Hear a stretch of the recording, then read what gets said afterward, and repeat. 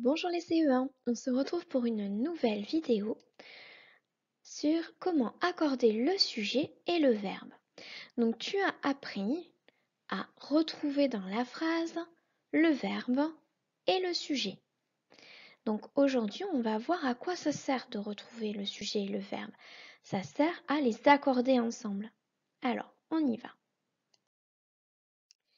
Alors est-ce que tu peux lire cette phrase dans ta tête? Nous jouons au foot. Alors, est-ce qu'on peut retrouver le verbe? Pour retrouver le verbe, je dois chercher l'action que l'on fait dans cette phrase. Qu'est-ce qu'on fait dans cette phrase? Jouons, voilà. Jouons, c'est le verbe. Tu te rappelles aussi que pour retrouver le verbe, on peut aussi mettre la phrase à la forme négative. Donc si je mets la phrase à la forme négative, ça donne nous ne jouons pas au foot. Donc c'est jouons qui est entre ne et pas, c'est bien lui le verbe. Bon, maintenant on va chercher le sujet du verbe. Donc pour retrouver le sujet de ce verbe jouons, on va se demander qui est-ce qui joue au foot? Qui est-ce qui joue au foot? Eh bien c'est nous. Et oui, la réponse c'est nous, c'est nous le sujet du verbe. Ok, donc maintenant, si on s'amusait à changer ce sujet, donc à la place de nous, je mets vous. Par exemple, vous va être le sujet du verbe. Mais est-ce que notre phrase est correcte? Écoute bien. Vous jouons au foot. Et non, le verbe n'est plus du tout assorti à son sujet. Donc, si je change le sujet du verbe, il faut que je change le verbe aussi. Donc, avec vous, on va dire vous jouez au foot. Donc, on va mettre la terminaison EZ. Vous jouez au foot. Et là, j'ai bien le sujet qui va être assorti à mon verbe. On dit qu'il est accordé au verbe. Donc, en fonction de qui joue au foot, tu vois, en fonction du sujet, en fonction de qui joue au foot, eh bien, ça va changer la terminaison du verbe. Allez, on réessaye. Maintenant, si le sujet du verbe c'est tu. Si c'est tu qui joues au foot, on va pas dire tu jouons au foot. Comment tu dirais toi? Tu le sais, tu sais le faire à l'oral, tu sais accorder les verbes à l'oral déjà. On va dire tu joues au foot. Et avec tu, on met toujours ES à la fin du verbe. On met toujours un S en tout cas, plutôt un S. Donc tu joues au foot. À la fin du verbe jouer, on met ES. Tu joues au foot, ça y est. Mon sujet et mon verbe sont accordés. Et maintenant, si je mets ils, alors ils, ça veut dire qu'ils sont plusieurs. Tu vois, il y a un S.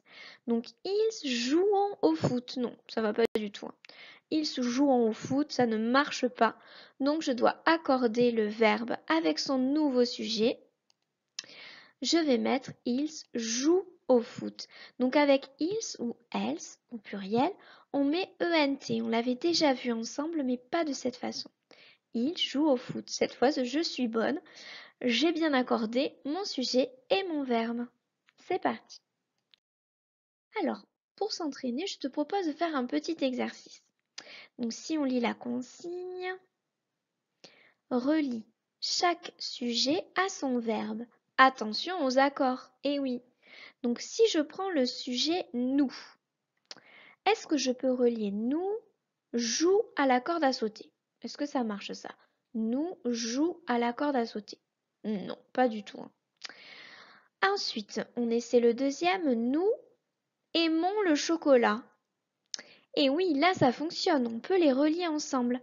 Nous aimons le chocolat. Avec nous, on a souvent ONS à la fin du verbe. Hop, tu vois la terminaison?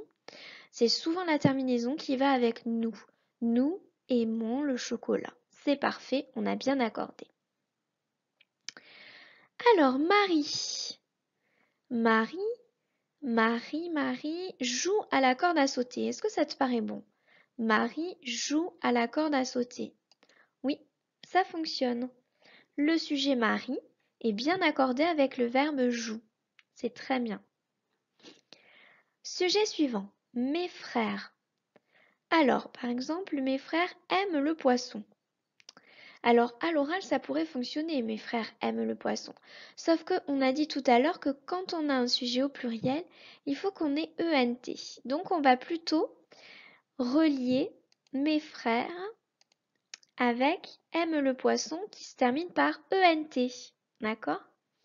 Par contre, mon chat aime le poisson. Là, je peux relier avec le verbe qui se termine par un E. Parce que mon chat, c'est un sujet qui est singulier. Et enfin, il me reste vous, parlez trop. Et là, on peut les relier ensemble. Avec vous, tu te rappelles, tout à l'heure, on avait mis EZ. Et là, on a bien le EZ. Donc, le verbe parler, EZ, est bien accordé avec le sujet vous.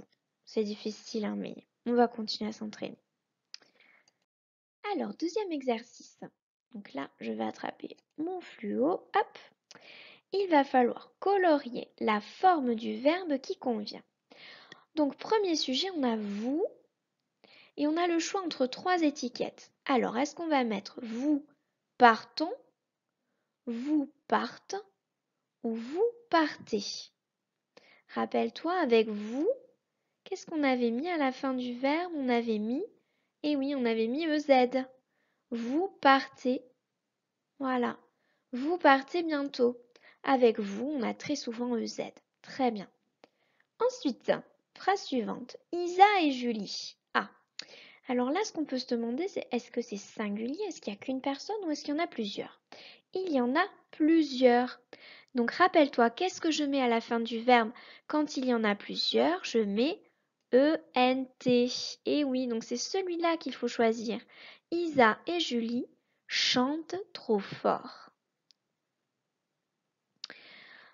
Alors, troisième phrase, le sujet c'est Paul. Alors là, par contre, le sujet est singulier. Donc, est-ce que je vais choisir le verbe qui se termine par ENT? Non, non, non. Est-ce que je vais mettre Paul préparons ONS? Non, non, non. Je vais choisir Paul prépare avec un E parce que le sujet est au singulier. Paul prépare son sac. Voilà. Donc, je vais te laisser maintenant regarder la vidéo des fondamentaux qui est juste après, qui va continuer à t'expliquer un petit peu tout ça.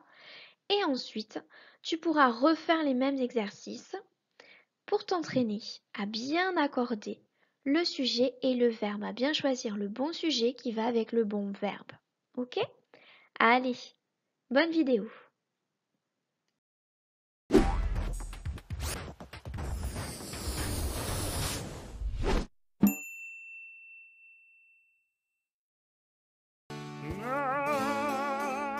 Ouah, tu chantes super bien. J'adore. Lui, il chante super bien. Et Zéphyr, si nous chantions aussi tous les deux? Mais si, vous chanterez avec nous. Tiens, le verbe chanter n'arrête pas de changer. Bien vu, Zéphyr. Conjuguer, c'est faire changer la forme d'un verbe en temps, en personne et en nombre. Je chante, tu chantes, elle chante, nous chantons, vous chantez, il chante. Oh, et en plus, vous riez tous les deux. Tu as remarqué, Zéphyr, dans une phrase, on peut reconnaître le verbe en faisant varier la personne et le nombre. Bah oui, en le conjuguant. Je ris, tu ris, il rit, nous rions, vous riez, il rit. Ça fait du bien de rire. Tu as raison d'assister sur les pronoms personnels, Zéphyr. C'est une partie détachée du verbe. Il donne la personne et le nombre, et les deux se retrouvent dans la terminaison du verbe. Repère le pronom personnel. C'est lui qui t'aide à identifier la personne et le nombre, et grâce à lui, tu peux conjuguer le verbe. Avec le pronom je au présent, la terminaison du verbe peut s'écrire E, S ou X. Ça dépend du verbe. Écoute bien, Zéphyr. Tu chantes, vous riez, ils peuvent. Il y a toujours un pronom. Et regarde, la terminaison du verbe change avec le pronom. La terminaison change aussi en fonction du verbe. Chanter, rire, pouvoir. Bravissimo.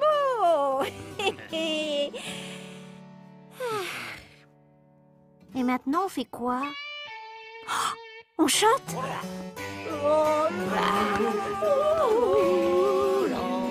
La la la la